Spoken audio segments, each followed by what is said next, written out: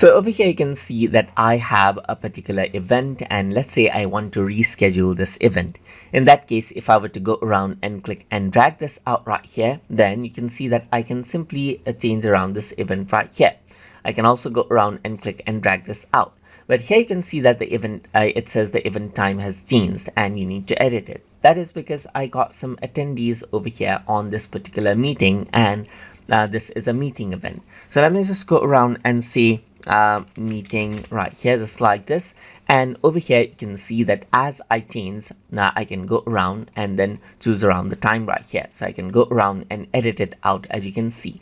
And if I were to go around and click on send right here, then what happens is that it'll be sent out as an email. An update email will be sent out to the people who have email right here.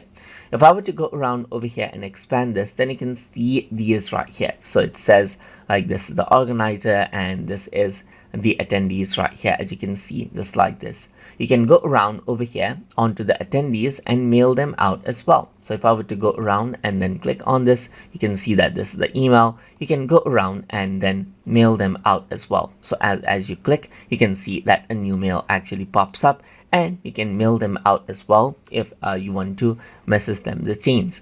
So here you can see that this is what you have. You can also go around and reply all, and what happens is that all of the attendees of the meeting will be there in the email right here, and you can simply go around and say please take note of the chains in the meeting time and attend accordingly. So once you go around and notify them right here, just like this, then they'll be notified about the change meeting time.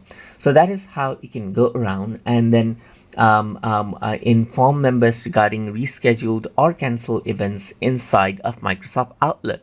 So if you guys learned something, as always, please like, comment, share, and subscribe.